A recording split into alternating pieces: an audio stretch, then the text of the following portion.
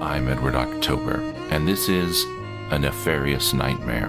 This podcast contains foul language and discussions of violence. Additional trigger warnings will be posted as needed in the show notes. Listener discretion is advised.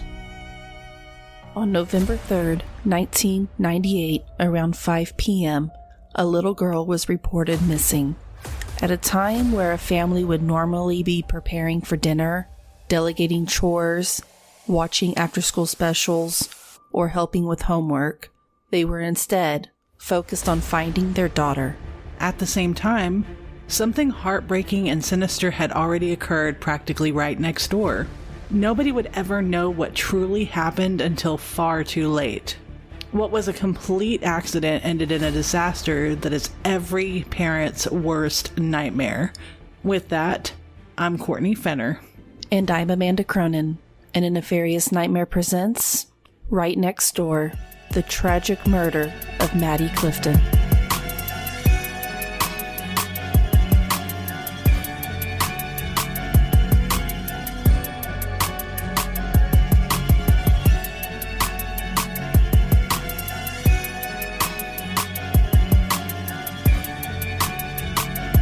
We recently did an episode on our Patreon-only podcast with the Keb from Unfiltered Podcast. Prior to this episode, in fact, months prior, he reached out to me and he said that he wanted us to cover this case because he, among many others in his community, were pretty much knee-deep in the whole search process. This case has completely rocked a community in Florida, and while I've seen that there has been some coverage on it, I have to agree that not enough has been done. In fact, here's what the Keb has had to say. And we agree, so I'm going to read it quote for quote. One thing that's important to note and cannot be overrated was the search for her. The sheriff himself, not a sergeant or some other underling, the sheriff led the largest community canvassing search for a person in Jacksonville history. The mayor was in on it. The governor of Florida was intimately involved in the search. All the while, she's stuffed under the bed across the fucking street. I'm getting mad. Just remember the feeling back then. This happened 5 streets over from where I grew up, so it's safe to say we were in the middle of the search. End quote.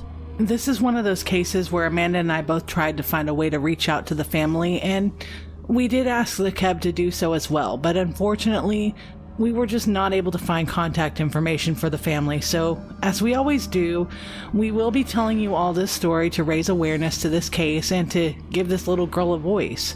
A fair warning is that this case is very confusing, it's heartbreaking, it's horrifying. We do not intend to open up any old wounds. We just want to give an additional platform to this sweet little girl because she was an innocent victim of a very unfortunate circumstance. I also want to add, due to how complicated this case is, as it's not just cut and dry, that we are not the kind of people who will excuse a heinous act due to past trauma or mental illness. There are plenty of people who simply rise above and remain aware and even break the cycle. We don't want to interject our theories and opinions here except for the obvious, which is that this case is just, well, it's not cut and dry. Joshua Phillips was born March 17, 1984 in Allentown, Pennsylvania. But in 1997, his family moved to Jacksonville, Florida. His father, Steve Phillips, a computer specialist, was incredibly strict. He abused drugs and alcohol and sadly was very violent towards his wife, Missy, who was also a computer specialist, and Josh. Neighbors described Josh as, quote, quiet and friendly, but in November of 1998, when Josh was 14 years old, according to Maddie Clifton's mother, Josh and her daughter were friends and had stated that she had never had any reason to be afraid of him. He had no arrests or history of violence prior to the murder. His school teacher said that he was a popular student who did not really stand out, but described him as fun and silly. But in reality, we're told that he was a C-average student who spent much of his time in his room watching porn. Josh had 2 older half-brothers, Daniel and Benji, from his dad's past marriage. One article said that Josh and his brothers were very close and did everything together, even though Daniel was 11 years older than Josh. But In 1997, their father and Missy moved to Florida, taking Josh with them and leaving Daniel and Benji behind. Daniel Phillips was quoted saying, "I wish he had never left Pennsylvania, but I could say that a million times, and that's not going to change anything. Our father took him away from me. He would have had me. He would have had Benji. He would have been an uncle to my kid, and he would have assimilated into my life here. But when they went down there, he had nobody, and that was my father's choice. It didn't matter, how much we begged him not to. My father did what he was going to do, and nobody would have had anything to do with it." End quote. You have to wonder how many lives would have been different if he had not moved to Florida. This nightmare began when Maddie disappeared around 5 p.m. on November 3rd of 1998. Madeline Ray Clifton was born on June 17th, 1990 in Jacksonville, Florida, to Sheila and Steve Clifton. She was the little sister and best friend to Jesse Clifton, who was about 3 years older than Maddie. Maddie was described as being able to resonate with people. She was a little girl with a freckled face. She loved to play piano and pick up basketball, just like any free-spirited kid. She was described as just having an amazing outlook on life and enjoyed everyday life. When watching a TV show, she'd root for scary people or scary things because she didn't like the idea of people or things feeling lonely or being isolated. Her sister Jessie has said, Jessie as an adult has actually been pretty outspoken about her sister's murder. Maddie came home from school around 4:30 p.m. on November 3rd, 1998, and did some piano practice before her mother, Sheila, came home from voting. That is when Maddie ran outside promising to be home in time for dinner. Maddie was seen hitting golf balls down the street. That was the last time that she was ever seen. Hundreds of volunteers rooted through Jacksonville, passing out thousands of flyers with the hopes of finding Maddie for 7 days, including her neighbor and friend, Josh Phillips. He even carried over a picnic table to the Cliftons for more workspace for the investigation, saying to Maddie's mother, quote, "My mom thought you could use this picnic table," end quote. Maddie's father later said, quote, "It's just so ironic that he went to bed that night with Maddie right under him and went to sleep just like any other night," end quote. Josh would later say that, quote, "I was putting myself in a fantasy world that nothing had happened. That was my defense mechanism for everything when I was a kid. I never made the decision to ignore it. I just did." 7 days people didn't sleep or rest, trying to find this precious little girl who just vanished. Their little town was filled to the brim with people looking for her, neighbors scattered throughout the town, cops going door to door and searching high and low, the National Guard who walked the whole sewer system just in case she might have fallen down there, and her poor family who was crushed while trying to keep moving and pushing along to find their baby girl. Cops focused in on one neighbor who appeared to be hiding a shady past. They had failed lie detector tests relating to the case, and he had a history of sexual battery, making him a suspect right away. They also did search the Phillips house and even Josh's room 3 times.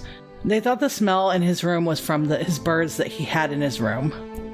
7 days later, on November 10th, Maddie's parents were just finishing up an interview with the press when Missy Phillips was seen running from her house and straight to the police because she had discovered a horrific secret her son Josh had been hiding. While passing by her son Josh's room, Missy stopped when she saw liquid under his bed. Josh had a waterbed, so Missy naturally thought his bed was leaking. When she got down and looked under his bed, she saw little Maddie, encased in her son's bed frame, dead. She immediately went to get a police officer that was outside. She was quoted saying, "I just pointed to where they needed to look. I couldn't even go in," end quote. So the police went straight to Josh's middle school and placed him under arrest immediately. Other parents quickly were informed of everything happening, and many ran to the school to pick up their children, who were rightfully very disturbed and upset that everything was happening around them.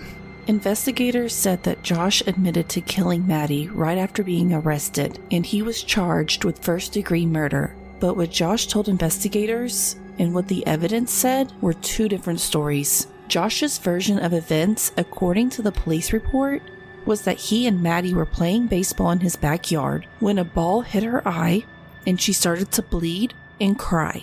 So, Maddie's shorts and underwear had been removed and were found near the body. The autopsy showed no signs she'd been sexually violated, but the fact that she was nude from the waist down ended up being a key point in the prosecution's case. Looking at the evidence photos, you can see air fresheners sitting all over his nightstand, incense ashes that had been burning, and air freshener sprays around the room along with a flyer for Maddie's disappearance. Investigators said that Josh admitted to killing Maddie right after being arrested, and he was charged with first-degree murder, but what Josh told investigators and what the evidence said were two different stories. Josh's version of events, according to the police report, was that he and Maddie were playing baseball in the backyard when a ball hit her in the eye and she started to bleed and cry. Investigators also said that Josh told them he brought her inside his house to help her, but she continued to scream. I'm sorry, but what? He told them that he took his baseball bat and hit Maddie on the head hard once or twice to quiet her. He was afraid that his father, who was due home any minute, would be so angry that he'd let Maddie in the house. He then told them that when his dad pulled up after returning from work, he could still hear Maddie moaning, so he panicked and pulled her out from underneath his bed and stabbed her several times in the chest. He told them that her shorts and underwear came off when he was dragging her body from the room into his bedroom.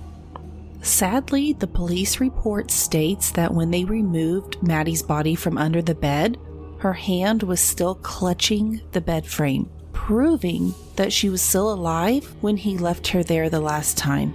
Usually, I don't really like to put any focus on the defendant's family, but over the week that I was reading a bunch of news articles and blogs about this case, what I kept coming across occasionally was Missy's account of what happened after her son was arrested. I pulled this article from Jack's 4 News, and I want to read a part of it to give you a better understanding of Josh's home life. Missy said that she became known as the mother of the boy who murdered his 8-year-old neighbor and hid her body under his bed. Missy stated, quote, "So many times I'd hear people remark, 'What's wrong with that family? Why didn't they see this? And why didn't they notice that?' Because there wasn't anything out there of the ordinary for me to notice. I came home from work that night. There was nothing wrong with my house." End quote. She said her son had been really quiet the week Maddie disappeared. She goes on to say, quote, "I attributed it to the fact that he was scared. Someone he knew, someone in the neighborhood disappeared." She said that it was too hard to hear the details of how Maddie was murdered. After a decade of trying to understand, Missy talked with a news anchor about her son's relationship with his father. She had said, quote, "I think if he hadn't been so intimidating and sometimes overbearing, and, he could be frightening, he could be loud and he could be unpredictable, but Josh and I walked on eggshells." Missy had also said that her husband didn't like neighborhood children to be in the house when no adults were home, and he didn't want Josh playing with girls younger than him. She then goes on to say, quote, "I remember he didn't have a fondness for little girls. I remember when I was pregnant thinking, please let it be a boy. Please let it be a boy. I wasn't sure what it would be like if I'd had a girl. And that's something that I haven't really said to many people," Missy said. She said she didn't really know why her husband felt that way. And she said she was stunned by his reaction to their son's arrest. Quote, "He was angry at the Cliftons, and I didn't understand why. He would say some things, and I'd say, 'How could you say that? How can you be this way?' It's like he almost, I don't want to say he blamed them, but he had misdirected anger and grief." End quote, she said. Now, this was a big case. It was broadcast on court TV, and it was what everyone was talking about in Florida at the time. The trial began on July 6, 1999, and Josh Phillips was tried as an adult. He did not speak a single word throughout the trial. Prosecutors made the argument that the murder was sexually motivated since Maddie was not wearing clothes from the waist down, while the defense argued that her clothing slipped off while Josh dragged her through his house and into his room and stated, quote, "An act that began as an accident and deteriorated through panic that bordered on madness," end quote. The trial only lasted 2 days, and the defense didn't even call a single witness. The jury deliberated for a little over 2 hours before finding Joshua Phillips guilty of first-degree murder. He was sentenced to life in prison without the possibility of parole. Josh refused to apologize to the Cliftons through mail and said that he wanted to apologize to them in person. Sheila Clifton rejected the offer and said that his life sentence for the murder of her daughter was more than fair. So, in 2004, Missy Phillips started to try and get Josh an appeal, saying that his young age at the time of murder should have carried more weight in his case and sentencing. Almost a year later, in late 2005, the Supreme Court of Florida set a hearing to discuss if Josh should get a new trial, and nothing really came of that. But in 2012, the Supreme Court case of Miller versus Alabama ruled that sentencing juveniles to mandatory life in prison without parole is unconstitutional. And in 2015, Josh's attorneys started to consider Miller versus Alabama as a basis to file their appeal. Josh was then granted a new sentencing hearing in 2016, and it began in 2017. During this trial, Josh finally got his wish and took the stand to apologize to the Cliftons. This is for the family of Maddie Clifton. I've wanted to say this for a very long time, and I'm grateful that this chance to do so in person has arrived. I don't pretend to know or understand your pain or to grasp the void that I have created in your lives. I can say this: I do understand pain. I have become quite intimate with suffering. Growing up in prison, I have seen many dark things, and I've been to some dark places. Many times throughout this journey, I came dreadfully close to ending my life just to escape it all. During these times, I was embroiled in a flurry of emotions and feelings: guilt, despair, pain, hopelessness, fear, and shame. Each time, I was somehow able to continue on, mostly because I couldn't stand to put my mother through any more trauma. I didn't do enough. There were times that I was angry at her because I couldn't end my pain because of her love. Yet now, I'm eternally grateful to her. I'm grateful to her because as I've grown up, I have learned the value of life. I've learned to see the beauty and joy in a world full of strife and experience the truth of unconditional love. I wish to God that I could have known this or understood it when I was 14. Had I then, none of this would have come about. I had no clue what life meant, what death meant, nor the depths of suffering that could follow one act. I had no inkling of how long that suffering could last. I hadn't lived long enough to understand the time involved or what really suffering. I did something horrible. I'm so sorry for what happened.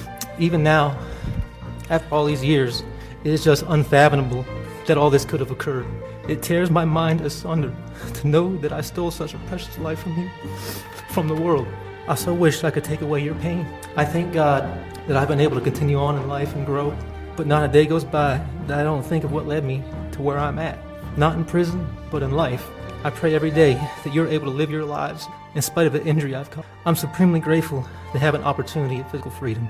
Yet any joy that arises in my heart is immediately tempered by the knowledge that these proceedings bring all involved once again face to face with the horror that occurred in 19. When I walk the rec yard here in chains, I look to the sky through mesh wiring, and I thank God repeatedly for giving me hope. My next breath is always devoted to wishing peace and healing upon my hopes, fears, and wishes probably me, but they are there all the same. May you know peace, may you be free from suffering, and may you feel the love that is the sustenance of life itself. May God bless you and heal your wounds as much.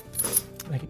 During this trial, Jessie, Maddie's older sister, was very involved. She was too young to originally have been in the courtroom in 1999, so some of this information she was receiving during the trial was all new for her and brought up old wounds that had never fully healed. Maddie's mother spoke out at his trial. Has torn their lives apart. During these past few days, I've sat here and in this courtroom and I have listened to all of the classes that the defendant has been able to take. What classes has Maddie been able to take over the past 18 years?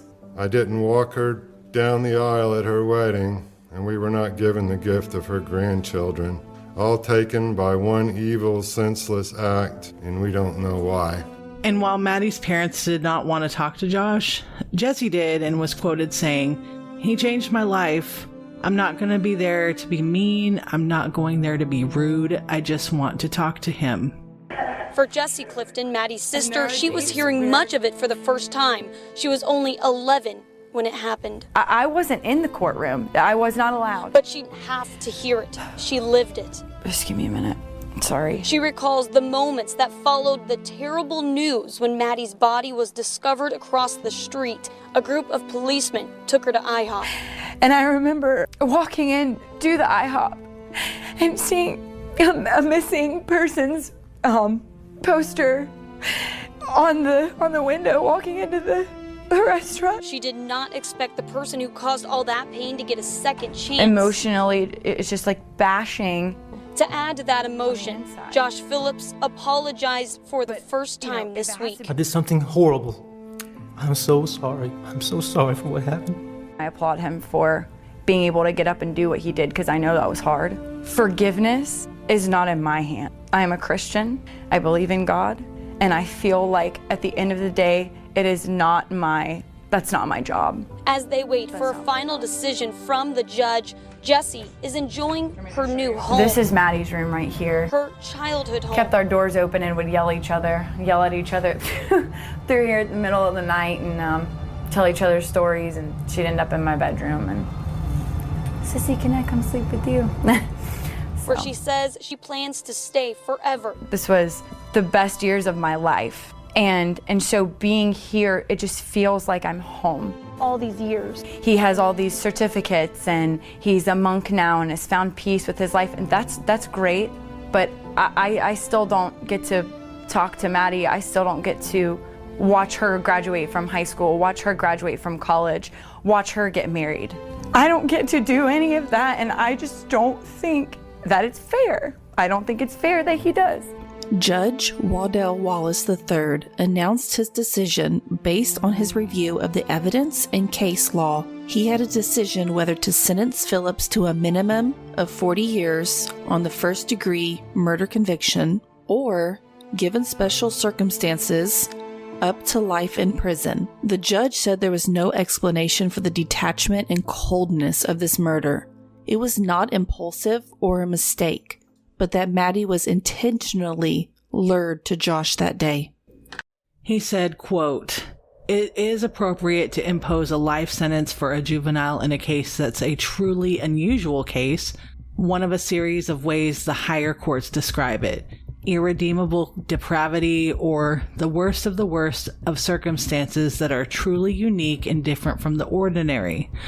I believe this is one of the most rare and unusual crimes that warrants life in prison," Judge Wallace had stated, and then he spoke for almost 30 minutes, giving his perspective on the case and the changes Phillips had made in prison, but said that he felt the community would suffer if Josh Phillips was let free. The Clifton family has previously said their hearts go out to the Phillips family, knowing they have suffered as well. They said this is something no family should ever have to go through.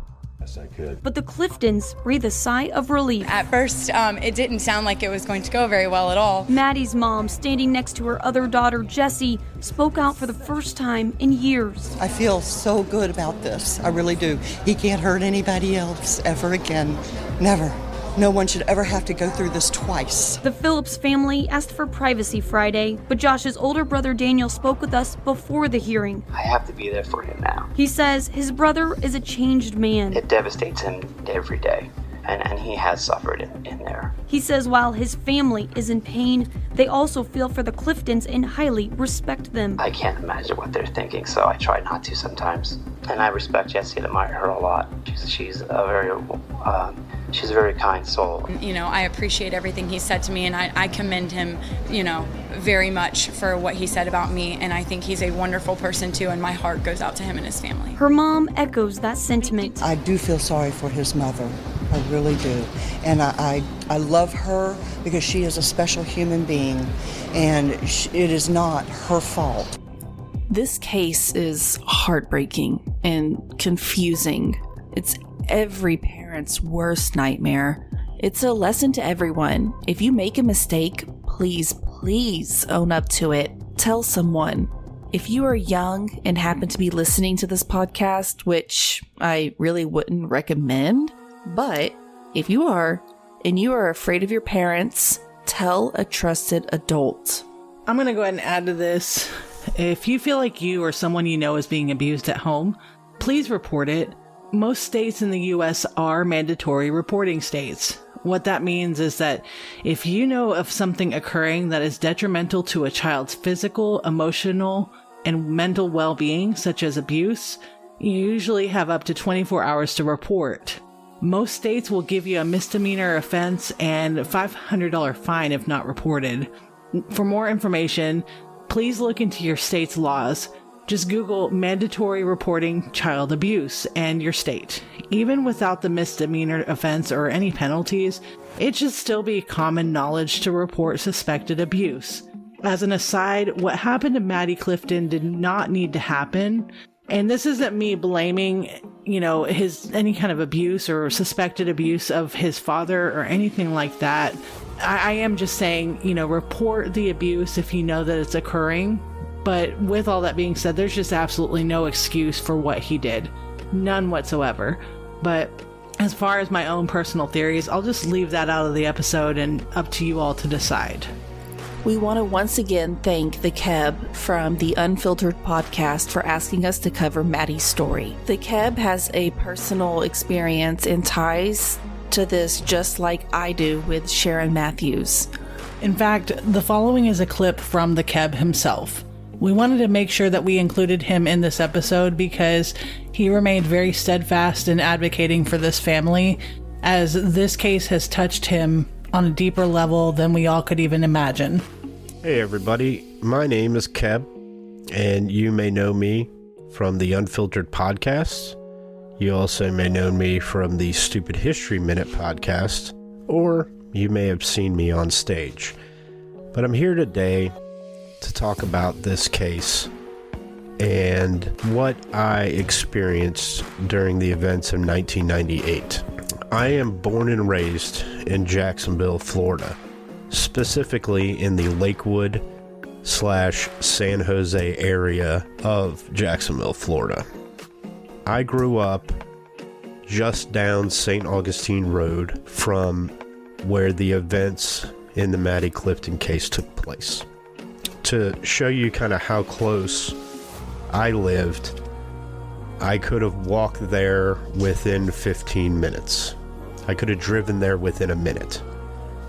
And what I remember from the events of 1998 was the massive search there was for a week for Maddie Clifton. At every thoroughfare, like major thoroughfare, San Jose and St. Augustine Road, University and St. Augustine Road, San Jose and University Boulevard, there were people handing out flyers just to cars passing by. Maybe they've seen her. Thousands of people, and I'm not exaggerating, thousands of people searched for this poor little girl and couldn't find her. The Sheriff Nat Glover, walked the streets himself. Media flew in, local media flew in, covering every minute of it, trying to find this poor little girl. And all the while, she was under the bed, bludgeoned to death, stabbed by Josh Phillips. As a lifelong Jacksonville resident, I look at especially the people of Lakewood, San Jose, where I grew up, where my mother still lives. I live 11 minutes down San Jose Boulevard from it now. And I look at that neighborhood as my brothers and sisters. And when you could pick on your sister, but if somebody else does, protect them. I feel very protective of the people of that neighborhood, much less all of Jacksonville, Florida. It is heartbreaking to me that this ever had to occur, but it did. And what we can do is we can learn from it as a community. You know, we banded together, and that's what made me so proud of that time and what I remember, just the massive coming together of people from all walks of life. And if we learned from that, maybe we would be better off today. I would like to take this opportunity to offer my sincere condolences to all of the Clifton family. No family should have to go through that. I now have teenagers of my own, and I cannot even begin to imagine the heartbreak and everything that you and your family went through. I would like to offer me and my family, on behalf of our organization, the Unfiltered Podcast, my family, my wife, my children, and all of the Lakewood, San Jose area neighborhood, we offer our sincere condolences should this reach your ears, and I hope it does. In being a part of this podcast, it is meant as a tribute to your daughter, to show the world of how good of a little girl that she really, really was. I wish that I would have known her, but I do know the good people of the Lakewood, San Jose area, and I wish with all of my heart nothing but the best for you and your family. Thank you. We did try to reach Maddie's sister Jessie for more information, but so far we have been unsuccessful. Our hope is that she will hear this episode and want us to offer up any relevant updates, or even just want to talk with us. If you are listening, please reach out to us. To everyone else, don't forget we have the True Crime Podcast Festival in Dallas, August 26th, 27th, and 28th. We would love to see you there. Also, go check out our Patreon because we have revamped it. Each tier is a form of bee. The first tier at $3, being a beekeeper. We have our other podcast on that one for higher tiers. Not so nefarious criminals. Crimes that take on the essence of Florida man. Oh, and one more thing. Be vigilant. For when you mess with the bees, you get the hive.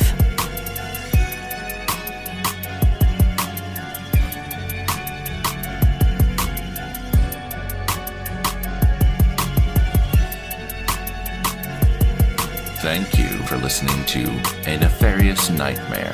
Original intro music by Ghost Stories Incorporated. Remixed by Ryan RCX Murphy. Additional music provided by Epidemic Sound. This podcast was researched, scripted, and produced by Amanda Cronin and Courtney Finner. A Nefarious Nightmare is a Cloud 10 iHeart podcast. Managed by A Nefarious Nightmare, Sim Sarna, and Jamie Rice of Murderish and Dirty Money Moves. Thank you again for listening, and be vigilant.